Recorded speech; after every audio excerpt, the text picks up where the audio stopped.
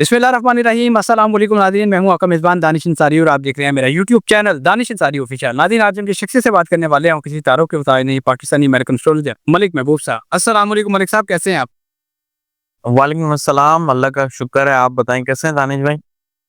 अल्हम्दुलिल्लाह मलिक साहब, मैं भी ठीक हूँ। सर, पाकिस्तान तरीके इंसाफ के हवाले से या पाकिस्तान के सियासी मंजरनामे के हवाले से जब भी हम कोई बात करते हैं, प्रोग्राम करते हैं, तो हम एक बात का ज़िक्र लाज़मन करते हैं कि पीटीआई के दरमियान कोई जोश-ओ-खरोश नज़र नहीं आ रहा, इख्तिलाफ़ात बढ़ रहे हैं, कोई एक चीज़ पे स्टैंड नहीं कर रहे सारे लोग। आज इमरान खान साहब ने खुद ये बात कर दी है और उन तमाम नाक़दीन पे जो कमेंट्स में कहते हैं कि आप इख्तिलाफ़ की बात करते हैं, कहाँ है इख्तिलाफ़? आज इमरान खान साहब ने खुद इतराफ़ कर लिया है। खान साहब ने ये कहा है कि पाकिस्तान तहरीक इंसाफ के दरमियान तहरीक को लेके कोई जोश-ओ-खरोश नज़र नहीं आ रहा।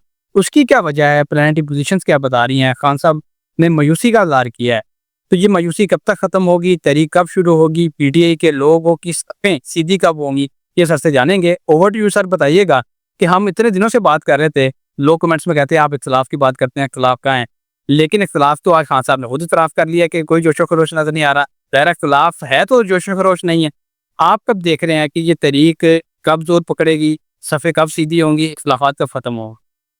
सर मुझे समझ में नहीं आ रहा, इतनी न्यूज़ में इख्तिलाफ़ात चल रही हैं फिर भी इनको नज़र नहीं आ रहा। ख़ैर वही मैंने आपको बताया है कि वो इंतज़ार में होते हैं कि हम किस बात के ऊपर जो है क्वेश्चन मार्क लगाएँ और तनकीद करें। बट एनीवेज़, अगर हम उनके जवाब देने शुरू हो जाएँगे तो हम अपने ट्रैक से हट जाएँगे। और इंसान को यही चाहिए कि जो बोल रहा है उसको बोलने दें। Just focus on your work. जब आप अपने ध्यान से अपने काम पे फोकस करेंगे, आप आगे बढ़ते जाएँगे। इसमें कोई दो राय नहीं है। तो इख्तिलाफ़ात तो इनके बीच में बहुत है और ये इख्तिलाफ़ात का अभी टाइम चल रहा है टिल नवंबर। तो इख्तिलाफ़ात तो रहेंगे लेकिन नवंबर से पहले मुझे ये एक पेज पे आते हुए नज़र नहीं आते। अलबत्ता तहरीक चलेगी, तहरीक भी जो है आपकी होपफुली मुझे ऐसा लगता है कि जो चलनी चाहिए वो 9 अगस्त के बाद है और मैं बार-बार यही बोलता आ रहा हूँ। अगर ये 5 अगस्त को चलेगी तो मुझे इतना कोई बहुत मैसिव लेवल पे ऐसी कोई चीज़ नज़र नहीं आ रही जो पूरी काया पलट दे, जो एक जो मोटिव है वो एक दिन में हासिल कर लें। ये तहरीक अगर चलेगी तो आपको 9-10 के बाद ही कोई ऐसा दिन नज़र आएगा, ये ऐसा इवेंट नज़र आएगा जिसमें कुछ चीज़ कर पाएँ। तो ही वो टाइम मतलब वो एक ऐसा प्रोडक्टिव टाइम है जिसमें ये कुछ कर पाएँगे। उससे पहले मुझे इतना कोई ख़ास नज़र नहीं आता। प्लस इस तहरीक को कौन लीड करने वाला होगा, ये उससे भी बड़ा सवाल है। अगर ये तहरीक को वापस अली अमीन गंडापुरी ही लीड कर रहे होंगे, तो सर ये 5 हो, 9 हो, 12 हो, 13 हो, कोई रिज़ल्ट नहीं है। क्योंकि उसकी वजह ये नहीं है कि मैंने उनको साइडलाइन कर दिया या उनका पुराना जो वो करते आ रहे हैं उसकी उसको देख के अपने व्यूज़ को ऐसे बदल दिया, ऐसा नहीं है। ये इसलिए बोल रहा हूँ कि उनके ज़ायचे में वो पावर नहीं है। वो चीज़ नहीं है कि वो जो बोलते हैं वो उसको इम्प्लीमेंट करके दिखाते हैं। इस वजह से ये मेरा कॉन्सेप्ट है कि तहरीक-ए-इंसाफ में अगर वापस अली अमीन गंडापुरी इसको लीड करते हुए नज़र आए, तो फिर आप इस तहरीक से उम्मीद ना लगाइएगा। प्लस अली अमीन गंडापुर के अभी सितारे भी बहुत गर्दिश में हैं। मे बी पॉसिबल उनके लिए आगे मज़ीद बहुत बड़े चैलेंज आ जाओ इसमें। ठीक है सर। बिल्कुल सर, आपकी बात से मुस्लिम लीग नून के सेनेटर हैं इरफान सिद्दीकी, वो भी इत्तेफ़ाक करते दिखाई दे रहे हैं। उन्होंने कहा है कि पीटीआई जो एहतजाजी तहरीक चलाने जा रही है, हमें उसका कोई डर खौफ नहीं। आएँ तहरीक चलाएँ, हम देख लेंगे। सर, ये मुस्लिम लीग नून इतनी पुरएतमाद क्यों है? अगर पीटीआई की क़यादत चेंज हो जाती है, जैसे आपने बताया कि ख़वातीन अगर लीड करती हैं, फिर तहरीक अच्छी चलेगी, तो ये एहतजाज तो बहुत बड़ा भी हो सकता है। क्या जी। इसलिए उनको इस एहतजाज की तैयारी करनी चाहिए या फिर इसको बस ईज़ी ले लेना चाहिए? देखें, एहतजाज की तैयारी तो उनको करनी पड़ेगी क्योंकि मैंने अभी आपको भी यही बोला, आपने मुझसे पूछा था अगस्त में ऐसा क्या होने वाला है। तो मुझे ऐसा लगता है कि लोग बैक एंड फोर्थ किसी ना किसी रीज़न से, मैं फिर से बोल रहा हूँ तहरीक-ए-इंसाफ नहीं, किसी ना किसी रीज़न की वजह से सामने आएँगे। तो इनको तहरीक-ए-इंसाफ की एहतजाज की नहीं लेकिन लोगों के प्रोटेस्ट के लिए जो है ना बहुत ज़्यादा ध्यान देना पड़ेगा। और इसमें तहरीक-ए-इंसाफ भी होगा, मैसिव लेवल पे होगा।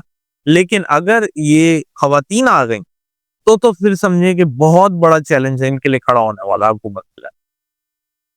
ठीक है। सर, पाकिस्तान तहरीक इंसाफ के बड़े सीनियर रहनुमा और सदर पीटीआई पंजाब अमाद अज़हर ने आज सरेंडर कर दिया है। बड़ा अनएक्सपेक्टेड काम किया उन्होंने। इसके अलावा पीटीआई के साबिक सूबाई सदर नवाबज़ादा मोहसिन अली खान ने मुस्लिम लीग नून ज्वाइन कर लिया। सर, ये क्या हो रहा है पीटीआई?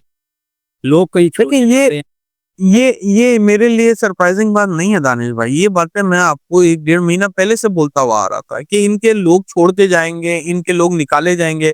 आप ढूंढे मेरे वीलॉग, मुझे पता है मैंने ये बात की थी, इसलिए मुझे याद है।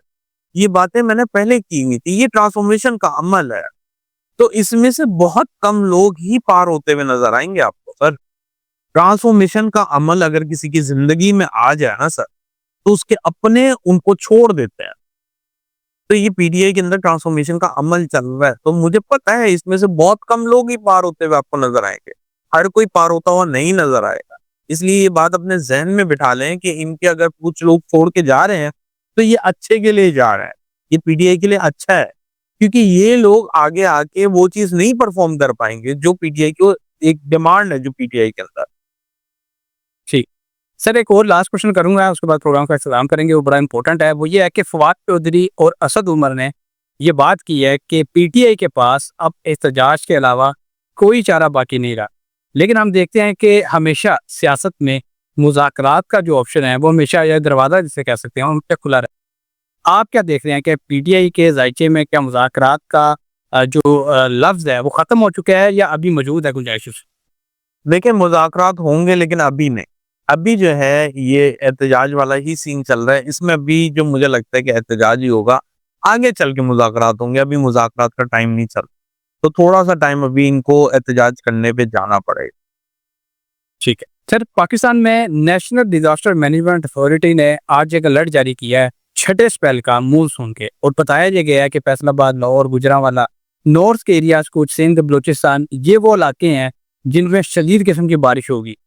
आज हमने देखा कि दिया मीर में क्लाउड बस्ट हुआ और उसके नतीजे में 10 अफराद की डेथ हुई। 500 लोग जो हैं वो गुमशुदा हैं, जिनको भी तलाश किया जा रहा है, सैलाब में बह गए हैं। 1000 घर तबाह हो गए हैं, 27 पुल तबाह हो गए हैं। सर ये हालात किस तरफ जा रहे हैं?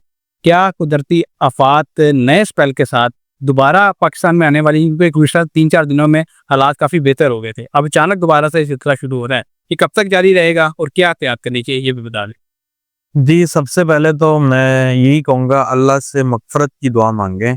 ये हमारे गुनाह ही हैं जो हमारे सामने आ रहे हैं। अलबत्ता ये जो सिलसिला है, मुझे बड़ी उम्मीद है अल्लाह करे ऐसा ही हो। वैसे 28 जुलाई के बाद थोड़ा बेहतर हो जाएगा, लेकिन कंप्लीटली जो है मर्क्यूरी डायरेक्ट होने पर ही ये नॉर्मल होगा, जो कि मुझे दिखता है कि 10-11 अगस्त के करीब-करीब ये चीज़ों में बेहतरी आ जाएगी, चीज़ें कंट्रोल हो जाएँगी।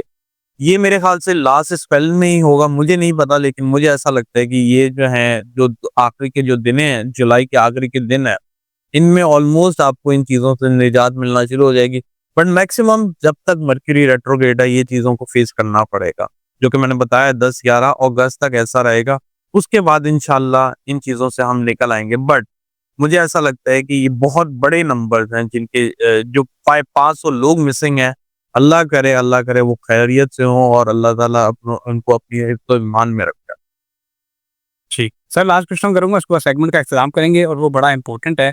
वो ये है कि सर लास्ट टाइम आपने जब प्रेडिक्शन की थी कि 10 दिन में कोई नया महाज खुलेगा, बहुत सारे लोगों ने कमेंट्स किए थे और उन्होंने पूछा था कि ये महाज क्यों नहीं खुल रहा।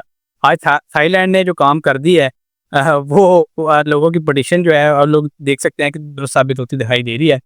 सर इसके अलावा अगस्त में, क्योंकि अगस्त का महीना भी चंद दिनों बाद शुरू हो जाएगा, एक वीक बाद, अगस्त में ऐसी क्या सरप्राइजिंग चीज़ हो सकती है जो कि प्लानिटरी पोजीशन बता रही है कि हाँ ये चीज़ जो है आगे नजर आ रही है? अगस्त में भी ऐसी कोई प्रेडिक्शन बता दें।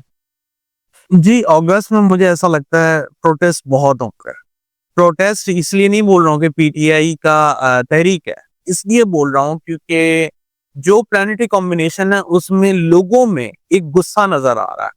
तो ये जो हालात बने हैं पिछले दिनों जो हमारे इस वक्त चल रहे हैं, जो निज़ाम हुकूमत ने अपनी कारकर्दगी दिखाई है माशाल्लाह इतनी अच्छी, और जो लोगों का ख्याल किया गया है, जो बंदोबस्त किया गया है, वो सब अब सामने आ गया।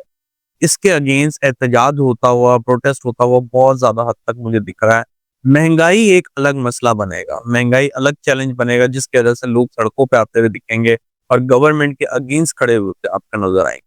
तो पीडीए की तहरीक की बात नहीं कर रहा हूँ, प्लीज उसके साथ नहीं मर्ज करिएगा। मुझे पता है अभी भी लोग कहेंगे, लेकिन लेट देम से। मुझे लग रहा है वो ये है कि लोगों का रोडों पे आना वो बहुत हद तक तय है। फॉर एनी रीजन पीटीआई की तहरीक को अलग रख के, ये बोल रहा हूँ मैं।